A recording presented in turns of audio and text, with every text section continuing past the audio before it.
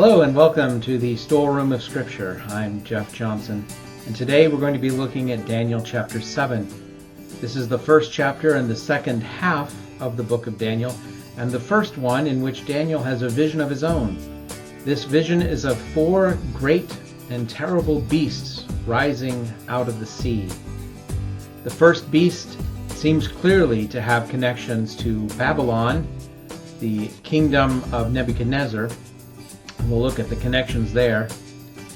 But after that, it can get a little fuzzy.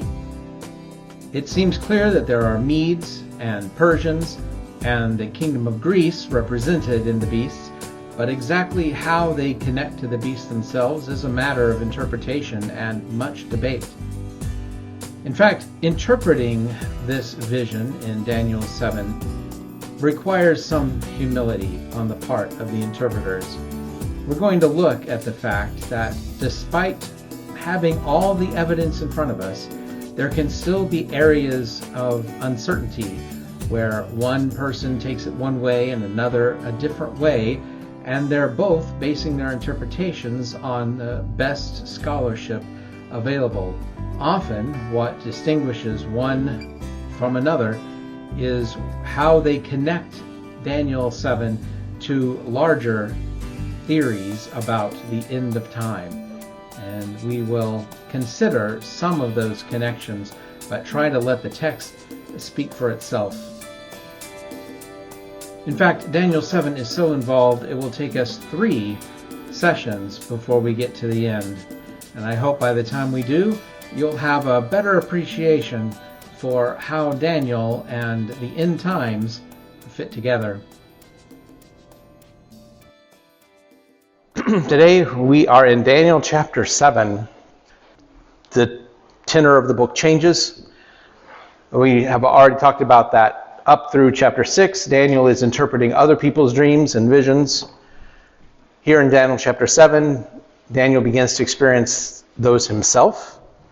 And so it's definitely a change, and a change to a more prophetic tone, talking about future events in the classical definition of prophetic, that is thinking about events that are going to unfold in the future, which some of Daniel 1 through 6 says. Of course, chapter 2, Nebuchadnezzar's dream of the statue, was about that. So this isn't the first time that this thought is in the book, but it is the dominant theme from here on to the end of the book.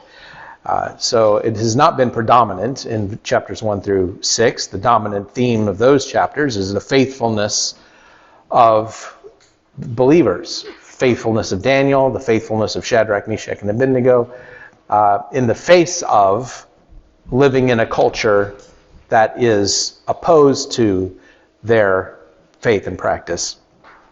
Here in chapter 7 through 12 of Daniel, the emphasis is not on Daniel's faithfulness per se, but on the story that will unfold around God's faithful people as things go from here. Starting in verse 1, Daniel 7:1 reads, "In the first year of Belshazzar, the king of Babylon, Daniel saw a dream and visions of his head as he lay on his bed. Then he wrote down the dream and the summary of the words as follows." Now, what's the first thing that might strike a reader who's been going along through the book of Daniel, and we get to chapter 7, verse 1? It seems like the first verse of every chapter is like, wait a minute, that doesn't quite track with where we've been. And why would that be here? We're going backwards in time. Here we're going backwards in time because Belshazzar is already gone. In chapter 5, Belshazzar is the one who sees the handwriting on the wall, the ghostly hand, and immediately after that he is killed, and Darius the Mede takes over. So Belshazzar's dead and gone, and here in chapter 7 we're going backwards to the first year of Belshazzar, the king of Babylon. So that's one indication that we've shifted gears here to something else, because we're shifting backwards. And I think the reason is, in the narrative structure, that Babylon is still around now. in this context. So Babylon is still a power to be considered. And so we're in Babylon and not Persia at this point, still in Babylon and still under the successor to Nebuchadnezzar. And then the second thing is that Daniel sees his own dream and visions in his head as he lay on his bed. But who does that remind you of, perhaps? Who else saw visions in his head in a dream that troubled him? Nebuchadnezzar, back in chapter 2. There's a lot of parallelism between chapter 2 and chapter 7. And this is one of them, that Daniel experiences this dream like Nebuchadnezzar did while he lay on his bed and had this vision. And then Daniel wrote down the dream. The third thing I want to pull out of this verse. It's a question that my mom asked shortly after we started this study. Who's writing this book? Who wrote the book of Daniel? Was it Daniel? Well, this verse suggests no, it wasn't. Somebody else took Daniel's writings and compiled them into this section. And we're not even sure about chapters 1 through 6, but if it's the same person who's speaking here, it's not Daniel. It's someone writing about Daniel.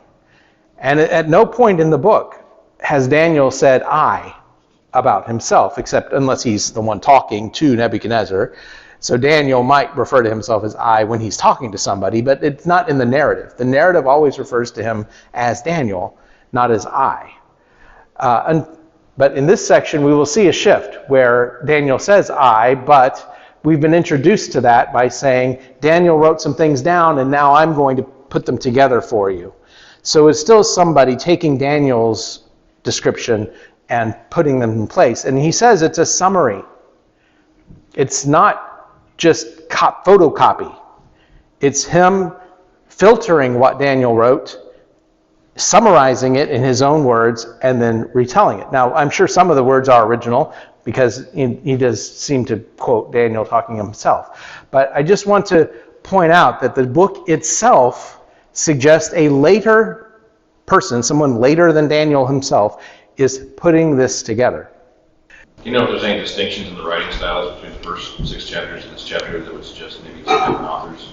And it's just a collection of... 2 different authors. Well, here's a big one that doesn't hit until chapter 8, but the shift from Aramaic to Hebrew. Yeah. First from Hebrew to Aramaic between chapters 1 and 2, and then from Aramaic back to Hebrew between chapters 7 and 8. So the writing style is difficult when you're dealing with 2 separate languages to try to track. But that's a big one as an influence. And chapter 7, though, is still in Aramaic. So we have not left Aramaic yet. We will leave it at the end of chapter 7 into chapter 8. But, so Daniel is a complex book with a lot of these factors coming into play. And so that's one of them. And it could have been. But at least following this verse, we do have some of Daniel's own writings about his visions that he wrote down.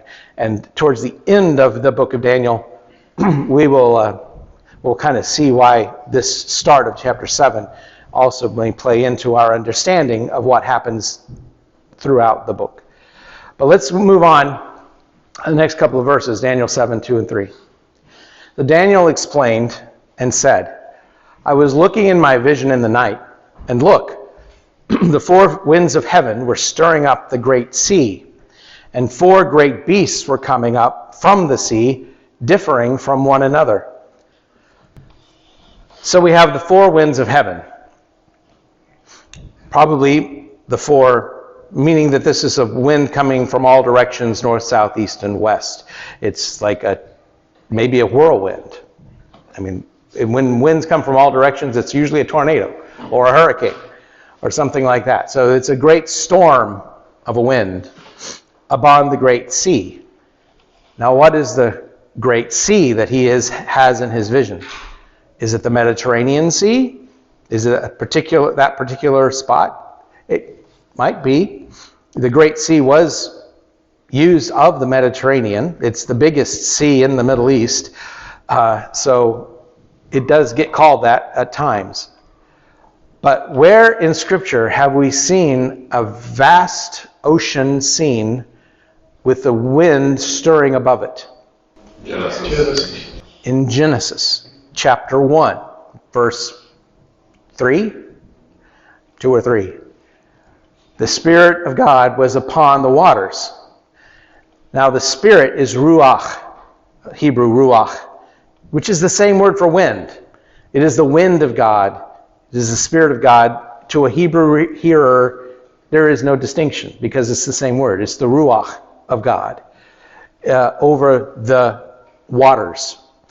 And that was a creation moment. And this is sort of that, a kind of moment of the primordial sea and something coming out. But instead of the earth appearing from the waters, as it does in Genesis, when God divides the waters and the earth appears, instead we have 4 great beasts.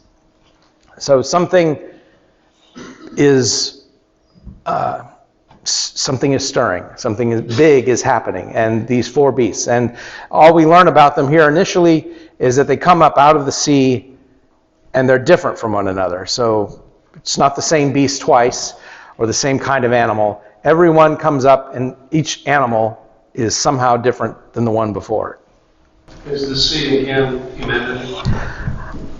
I think we can see that connection, that it is, as we would say in an English idiom, a sea of humanity, a vast group.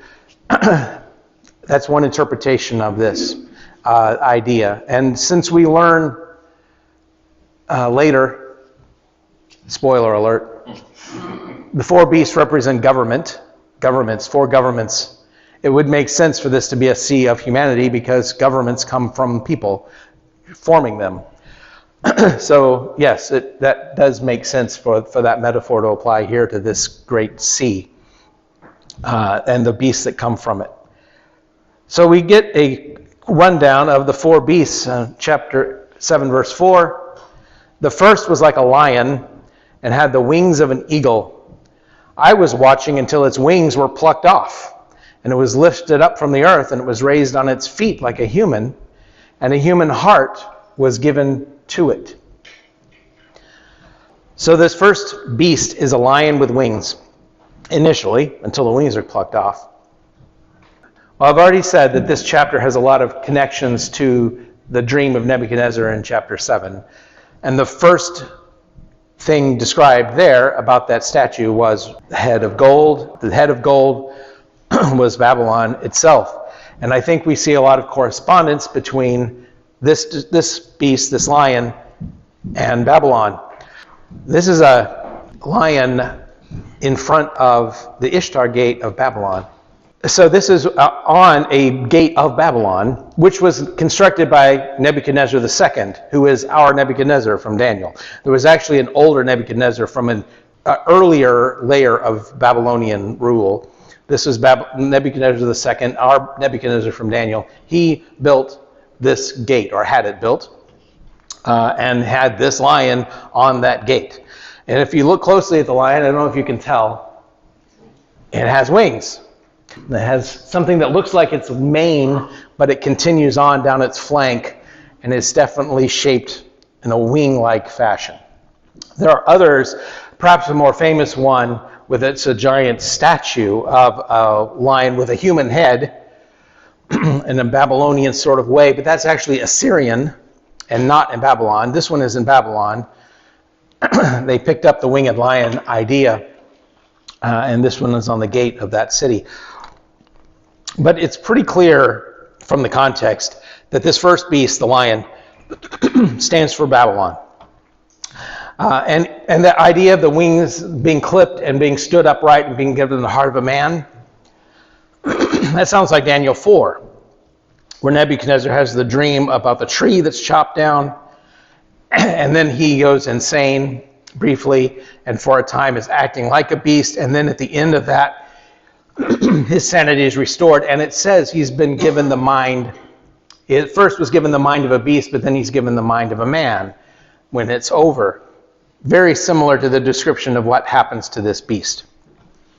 So it seems like this beast is Babylon. And it's a remarkably positive statement to say that the beast is changed, raised up, and given the mind of a man.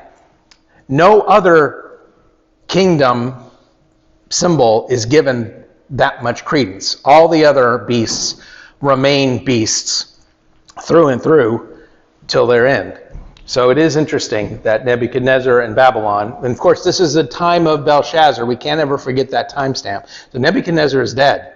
And Belshazzar was no Nebuchadnezzar. Belshazzar was known for repudiating and not humbling himself before the Lord, whereas Nebuchadnezzar would eventually humble himself before the Lord each time. So there's still that sort of legacy of Nebuchadnezzar implied in this beast standing up as a human. But the second beast that comes after him is a bear, or looks like a bear, a weird bear. Verse 5. And look, another beast, a second one, looking like a bear, and it was raised up on one side, and 3 tusks were in its mouth between its teeth, and it was told, arise, eat much flesh. So not a whole lot to go on with this beast. There is no ancient symbolism of the bear that was particularly associated with one or another ancient kingdom, not like the lion with wings, which was very clearly a Babylonian symbol. So we have the bear. All we know is it comes second. So if we have a pattern with chapter 2, the second was the shoulders of bronze, right? That was what was silver? Silver. It was the silver beast. It comes after the golden head. It is the silver upper body, torso of the statue. So all we have is that it comes after that. Now I'm going to suggest to you that this represents the Medes. Because who was it that immediately followed Belshazzar of Babylon? It was Darius the Mede. And in the scriptural account, the Medes are consistently pictured as the ones who defeat Babylon. Now, in our secular history studies, we've already talked about the Persians. It was Cyrus and the Persians who defeated Babylon. But apparently, when you're up close and personal, the Medes are more important in this particular takeover. Now, Persia was a multicultural empire, like Babylon was. It had absorbed other countries, other independent states, and had made them part of its own, including the Medes. Definitely were part of this Persian empire. So any action that the Persian Empire is going to take is going to be made up of people from all of these different cultures, and some of their actions will be more of one than another. And it seems to me like the most logical explanation here is that the actions against Babylon were mostly comprised of people of Median background, including Darius, who is set over Babylon, the city, when it's taken. And we see this in other places in Scripture, besides just in Daniel. In Jeremiah chapter 51, verse 11, for example, when Jeremiah is talking about the fall of Babylon and God's action against Babylon through another country, he says this in Jeremiah 51:11, "Sharpen the arrows, fill the quivers. Yahweh has stirred up the spirit of the kings of the Medes, because his plan concerning Babylon is to destroy it. For that is the vengeance of Yahweh, the vengeance for his temple." So the Medes are involved heavily in prophecy, and as we see in Daniel, as it plays out. And then we have the third beast in verse 6. "After this I was watching, and look, another beast like a leopard. It had 4 wings of a bird on its back, and the beast had 4 heads, and dominion was given to it." Here's where I'm going to depart from some interpreters. Not all of them. The interpreters of these 4 kingdoms, both the 4 in chapter 2 and these 4 beasts, which are always assumed to be the same 4, whichever way you interpret it, it's understood to be the same four beasts, or same kingdoms in each vision. Some will take the second beast and say it's Medo-Persia. Yes, the Medes are in view. They have to be. Darius the Mede, after all, and the Jeremiah passage. But they would say that because Persia is the historically known country that takes over Babylon and defeats it, that's Medo-Persia as a unit. Others suggest that the Medes are one and Persia is another one. And that sort of fits the Daniel context if we just consider Daniel. If we focus on the Daniel narrative, we have Babylon presented at this point as Belshazzar, followed by Darius, the Mede, followed by Cyrus, the Persian.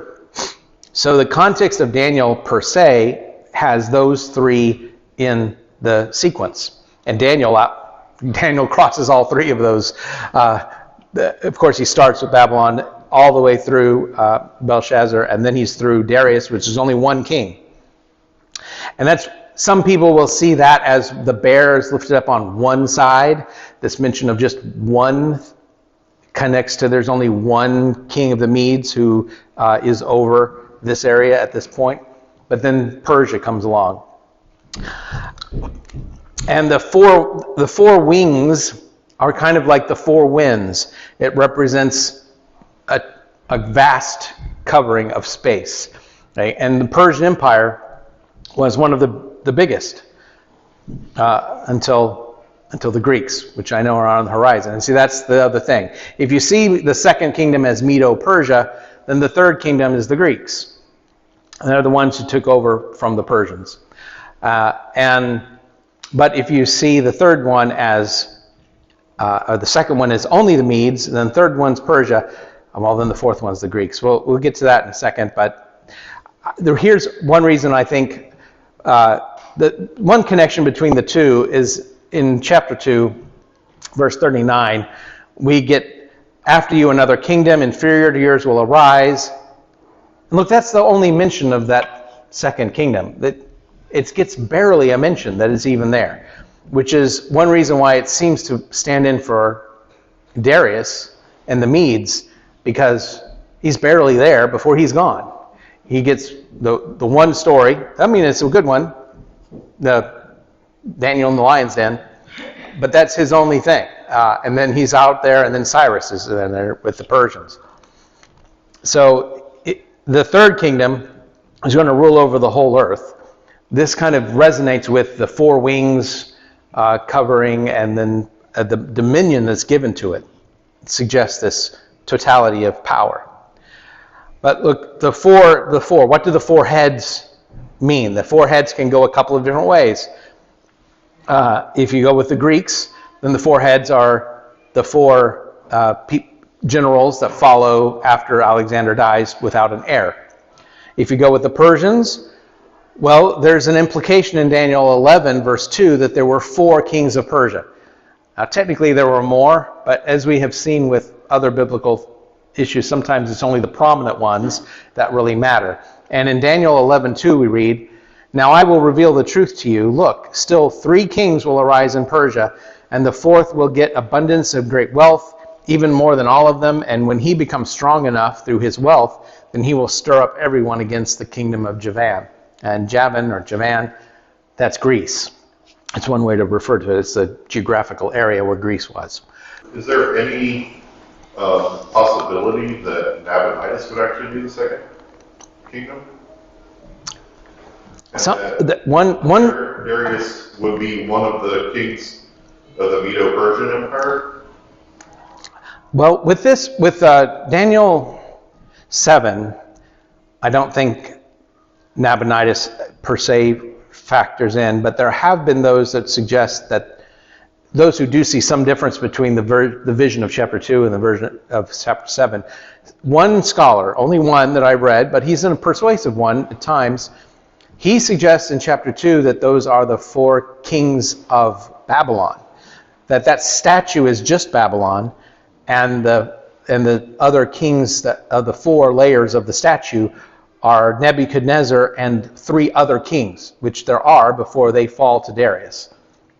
So that's one possible interpretation, but it's the only one that I've seen that would ascribe particular kings to anything but the head, which was Nebuchadnezzar, but he also sort of stands in for Babylon. This is all very tricky. Let me finish up the 4th beast of chapter 7. And chapter 7, verse 7. This is, in the visions of the night I was looking, and there was a 4th beast, terrifying and frightful and exceedingly strong. It had great iron teeth, and it was devouring and crushing, and it stamped the remainder with its feet, and it was different from all the other beasts that had preceded it, and it had 10 horns. Let me just finish this in verse 8. I was considering the horns, and look, another little horn came up among them, and 3 of the earlier horns were rooted out from before it, and there were eyes like the eyes of a human in this horn, and also a mouth that was speaking boastfully. You'd think that maybe the eyes of a human would be a good thing, like the heart of a man or the mind of a man, but it turns out not so much. Not with this particular little horn. Here's a graphic. This is a 16th century woodcut depiction. I found some modern ones that are like more realistic, but I like this one. It's kind of cool. And you even have the 4 winds blowing at the top over the waters as the beasts arise from them. So what are we dealing with? We're dealing with Babylon, the Medes, Persia, and Greece. That's one way to read it. Regardless of whether that last one is Greece or not, it definitely seems to go with the lowest layer of the statue. Remember the legs and the feet were made of iron, and there's a description of this beast has teeth of iron. So there's definitely kind of a symbolic connection there. So I think we are only on solid ground to say that the 4 tiers of the statue are the 4 beasts of this chapter. Everything else is that. I mean, this is my take, and in order to make the case for that, I am going to have to dip a little bit into chapter 8. We'll talk more about this next week. This other approach is probably more common and more accepted. That the first one is Babylon, the second one are the Medo-Persian Empire as a unit, the third one is Greece, and then the 4th one would be Rome. I just want to share with you a quote before we close today, because I think it's just absolutely true. This is from the IVP Bible Background Commentary on the Old Testament. The identification of the 4 kingdoms has occasioned much controversy. The text offers no interpretation of any of the characteristics of the dream beasts except that the horns are kings. It is difficult to know whether the characteristics, for example, the 3 ribs in the mouth of the bear, symbolize historical events or whether they serve another purpose. They may only serve to give a flavor to the imagery. They make it vicious. That's all. Maybe the whole point. It's a vicious bear. That's all the 3 ribs mean. But if they do represent historical realities, so only speculation can suggest associations. It's all speculation. Are the 3 ribs in the mouth of the second beast representative of Lydia, Babylon, and Egypt, the 3 major conquests of the Medo-Persian Empire? Or are they the Eurasians, the Manians, and Scythians conquered by the Medes? And also referred to there in Jeremiah, chapter 51, in a different section. Are the 4 heads and the wings of the third beast the 4 generals who divided Alexander's empire among them? Or are they the 4 kings of Persia, alluded to in Daniel 11:2? Are the 10 horns of the 4th beast a kingdom still in the future? Or are they the 10 independent states that Alexander's empire becomes at the end of the 3rd century BC? The text does not answer these questions, nor can background information resolve them. I'm afraid this is just the truth. It is a matter of speculation. You can find a system that works and think, okay, all the puzzle pieces fit in this point of view. But sometimes somebody else can come along and say, yeah, I have a different point of view, and all the puzzle pieces fit in my point of view. So I think that really, in the end, it doesn't matter whether that fourth beast is Greece or Rome. Why? Because God is victorious over either of them, both of them, all of them. And in the end, they stand for a kind of system of running things, an imperialistic system that God is going to overturn. And I think that is the core message of these visions, that God is greater than the kingdoms of earth. I don't care what kingdom you've slugged in there. God is greater than the kingdoms of earth. And that is what we need to take away from it. Now, I think, and I'll come back to this next week, I think some of these kingdoms, as Daniel presents them, have details that resonate with the actual kingdoms of his day. And I think that there are connections that he's making with some current events and maybe future events, but I still don't think those connections are the point.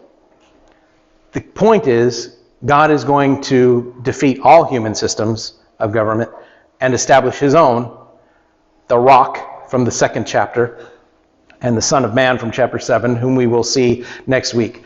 And so I have no qualms with saying the fourth beast is Rome. That's fine, because God's victorious over everyone. We get into certain patterns, and those patterns will repeat. And God is ultimately, but only ultimately, at the end, in the strictest sense of that term, ultimately going to undermine all of them. But in the meantime, we just keep going through our cycle of building up human governments, giving them power, and looking to them to solve our problems. And God, over and over again, is going to undermine that. And yes, they will get weaker over time. That's just the nature of any society. We have our golden days at the beginning, and then it just erodes. And God is going to establish a kingdom. He has already established a kingdom. It's one of those things that is already but not yet. He already established the kingdom with Jesus and the church. We are the kingdom that he has established that is going to undermine all of those things. But not quite yet are we seeing that in practice on the earth. But one day we will. Thank you for studying the book of Daniel with me. I hope you're enjoying our walk through this book. Even though we're only about halfway through the book here at the Storeroom of Scripture, in the real-time, in-person lessons that I'm teaching, we're about to wrap up the book. And I'm going to dedicate at least one session to Q&A from the students in the class. If you'd like to submit a question about the book of Daniel, please feel free to email it to me at storeroomofscripture@comcast.net, or put your question in the comments below here in YouTube. Or you can always hop over to Facebook and find the Storeroom of Scripture discussion group and post it there in the discussion. One way or another, I'd love to hear from you, hear your questions or your comments about the book of Daniel so far. And I hope you will continue to walk through Daniel with me as we explore the treasures in the biblical text.